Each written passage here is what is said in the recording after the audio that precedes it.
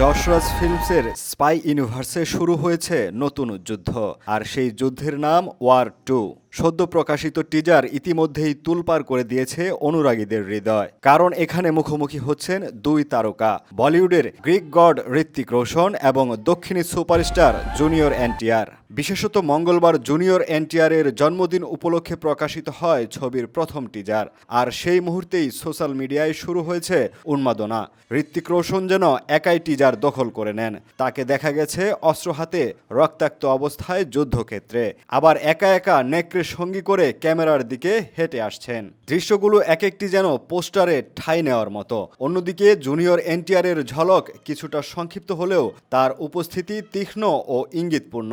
অনেকেই মনে করছেন প্রথম ঝলকে ঋত্বিকের ক্যারিশমা এতটাই প্রভাবশালী যে এনটিআর কিছুটা ছায়ায় চলে গিয়েছেন। তবে ধারণা করা হচ্ছে সিনেমার বুনটে এনটিআরের চরিত্রটি অনেক গভীর ও মোড় ঘুরানো হতে পারে। বিগত সময়ের অভিজ্ঞতা বলছে বলিউডে দক্ষিণী তারকারা সেভাবে চরিত্র বিকাশের সুযোগ পান না, কিন্তু ওয়ার 2-তে এনটিআরের ভূমিকা শুধুই ঝলক হয়ে থাকবে নাকি আসল চমক তিনিই হবেন, তা জানতে হলে অপেক্ষা করতে হবে সিনেমা মুক্তি পর্যন্ত। ওয়ার 2 যে স্পাই ইউনিভার্সের আরও একটি পাওয়ার প্যাকড অধ্যায় হতে চলেছে তাতে কোনো সন্দেহ নেই। এখন শুধু প্রশ্ন, শেষ পর্যন্ত কে বাজিমাত করবেন। টিজার বলছে যুদ্ধ শুরু হয়ে গেছে, কিন্তু বিজয়ের মুকুট ঋত্বিক না এনটিআর সেটা বলবে সময়।